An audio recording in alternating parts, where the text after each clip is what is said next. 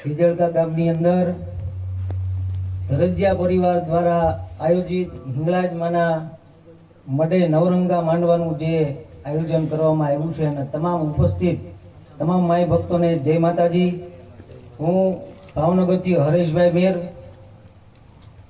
સંસ્થાપક સત્કર્મજીવ દયા માનવ સેવા charitable trust તેમજ માનવ અધિકાર એસોસિએશન જિલ્લા પ્રમુખ। આજ રોજ માંડવામાં માતાજીના દર્શને આવવાનું થયું અને ખાસ દરેક હિંગળાજ સોરુને માય ભક્તોને એક જાણ કરવા માટે અમે ખાસ આજે તમારી વચ્ચે આવ્યા છીએ। કારણ કે ભાવનગરથી રંગોલી રેસ્ટોરન્ટથી આગળ હાલી અને રાજપરા ખોડિયાર જાય ત્યાં વચ્ચે એક નવા ગામ શિરોડા ગામ છે, નવા ગામ શિરોડા તરીકે ઓળખાય છે। ત્યાંના સરપંચ અને Shri Hinglaj education and charitable ટ્રસ્ટના પ્રમુખ અને ગામના સરપંચ પરેશભાઈ મેર, ચમાડી ગામના સરપંચ રમેશભાઈ મેર, જિગ્નેશભાઈ મોટી વાવડી, સુરેશભાઈ અણિયાળી તેમજ મનોજભાઈ, ઘણા બધા મિત્રો ભાવનગર બોટાદથી પધાર્યા છે। ખાસ માય ભક્તોને જાણ કરવા માટે કે નવા ગામ શિરોડાની અંદર આખા ભારતમાં ક્યાંય ન હોય એવું એક હિંગળાજ ધામનું નિર્માણ થવા જઈ રહ્યું છે। એના માટે શ્રી હિંગળાજ એજ્યુકેશન ટ્રસ્ટ દ્વારા 24 લાખ રૂપિયાનો 1 વીઘો એવી માતાજીના નામે ટ્રસ્ટના નામે 5 વીઘા જગ્યા રાખવામાં આવી છે। એમનું હાલ વાડીના માલિકને 23 લાખ રૂપિયા જેવું ટોકન પેટે રકમ પણ આપવામાં આવી છે। આવનારા 6 મહિનાની અંદર એમાં 2 મહિના વહી ગયા એટલે હવે 4 મહિના વધે છે। 4 મહિનાની અંદર બીજા 1 કરોડ રૂપિયા જેવું આપણે જ્યારે આપીશું ત્યારે દસ્તાવેજ થશે અને આ મંદિર એવડું ભવ્ય બનશે કે કદાચ ભારતમાં ક્યાંય પણ આવું હિંગળાજ ધામ નહીં હોય ભાઈ। હિંગળાજ ધામ એવડું મોટું એક નિર્માણ થવાનું છે અને ત્યાં ખાસ કરી એજ્યુકેશનને પણ ધ્યાનમાં લેવામાં આવ્યું છે। હોસ્પિટલ બનશે, ત્યાં ગૌશાળા બનશે, 5 વીઘા લીગલી જગ્યા આપણે રાખવામાં આવી છે અને બાજુમાં એક 150-200 વીઘા જેવું સરકારી પડતર જગ્યા પણ પડેલી છે। એ જ્યારે આ મંદિરનું નિર્માણ કામ પૂરું થશે ત્યારે આપણે હોસ્ટેલ બનાવવા માટે, સ્કૂલ બનાવવા માટે, ગૌશાળા બનાવવા માટે, એના માટે જ્યારે જગ્યાની જરૂર પડશે ત્યારે સરકાર પાસેથી આપણે ટોકન દરના ભાવે માંગણી કરી અને ત્યાં પણ અન્ય ધાર્મિક પ્રવૃત્તિ કરવામાં આવશે।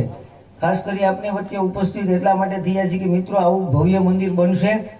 જ્યારે આવનારા દિવસોમાં જ્યારે મંદિરનું નિર્માણ થશે, માતાજીની પ્રાણ પ્રતિષ્ઠા થશે ત્યારે આખા ગુજરાતની અંદર જ્યારે હિંગળાજ સોરું એક પધાણે બેઠો હશે ત્યારે કદાચ તમે વિચાર્યું નહીં એવો નજારો આપણને જોવા મળશે। અને ઘણા વર્ષોથી આખા ગુજરાતમાં ક્યાંય એવું હિંગળાજ ધામ નથી। એવડું બનાવવા માટે અમે અસંખ્ય વખત મિટિંગો પણ કરી હતી, પણ માની રજા ન હોય, એની મંજૂરી ન હોય ત્યાં સુધી આપણે આવું કામ ન કરી શકીએ। પણ માનો હોળે કલાએ ખીલી અને માએ રજા આપી છે અને 23 લાખ રૂપિયા આપણે પેમેન્ટ ચૂકવી દીધું છે અને ઓછામાં ઓછા 10 કરોડ રૂપિયાના ખર્ચે ત્યાં હિંગળાજ ધામ બનાવવામાં આવશે। તો આ ગામની અંદર જેટલા હિંગળાજ સોરું, જેટલા માય ભક્તો વસે છે બધાને 2 હાથ જોડીને નમ્ર વિનંતી છે કે ફૂલ નહીં તો ફૂલની પાકડી રૂપે આ મંદિરના ભવ્ય નિર્માણના કામ માટે, ફૂલ નહીં તો ફૂલની પાકડી રૂપે જે કંઈ આપણાથી યથાશક્તિ પ્રમાણે ફંડ ફાળો, દાન દક્ષિણા જે કંઈ સમજો એ આપજો। અત્યાર સુધીમાં અમે અમારા ટ્રસ્ટીઓએ અત્યાર સુધીમાં આખા ગુજરાતના 80થી વધુ ગામડાઓમાં અમે મીટિંગો કરી ચૂક્યા છીએ। ગામે ગામ અમે બધાને મીટિંગ કરી છે જેને હિંગળાજ પૂજાય છે। આ તો ભાઈ હિંગળાજ છે, આપણે એવું કાંઈ નથી। હિંગળાજ તો ઘણા બધા કુળમાં, ઘણા બધા સમાજમાં પૂજાય છે અને આ મંદિર બનાવવા માટે 4 મહિનાની અંદર 25 લાખથી વધુ પણ રકમ પણ એકઠી પણ કરવામાં આવી છે।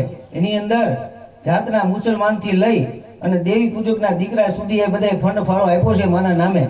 તો કદાચ આપણે કલ્પના નહીં કરી શકીએ એવું મંદિર બનવાનું છે। તો દરેક માય ભક્તોને નમ્ર વિનંતી છે 2 હાથ જોડીને ફૂલ નહીં તો ફૂલની પાકડી રૂપે સાથ સહકાર આપજો અને જ્યારે પણ ભાવનગર આવો ત્યારે સ્થળ ઉપર મુલાકાત લેજો।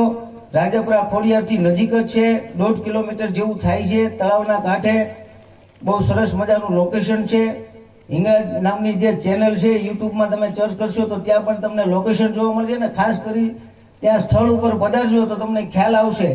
અને આપણે બધાય એટલા બધા આર્થિક રીતે સદ્ધર નથી કે આપણે 10 કરોડનું મંદિર અને 1.25 કરોડ રૂપિયાની જગ્યા લઈ શકીએ, પણ આ ગુજરાતની અંદર લાખો કરોડો ઇંગલાજ ભક્તો વસે છે, પણ બધા જો ફૂલ નહીં તો ફૂલની પાકડી રૂપે 100, 200, 500, 1000, 2000, 5000, કારણ કે અમે બધા ટ્રસ્ટીઓએ જ્યારે આ ટ્રસ્ટનું નિર્માણ કર્યું, આ ટ્રસ્ટ રજીસ્ટર કરવા ગયા ને સાહેબ, ત્યારે અમે બધાએ પણ 51,000 રૂપિયા પહેલા મૂક્યા છે, અને અમે 70 થી વધુ ગામડાઓમાં અમે પ્રવાસ કર્યો છે.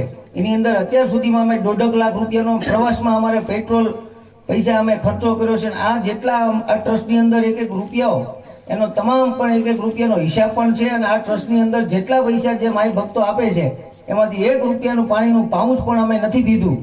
આ અમારી એક ઈમાનદારીથી અમે કામ કરીએ છીએ, અને દરેક લોકોને માય ભક્તોને વિનંતી છે કે ફૂલ નહીં તો ફૂલની પાઘડી રૂપે મદદ કરજો, આર્થિક યોગદાન આપજો. જય માતાજી.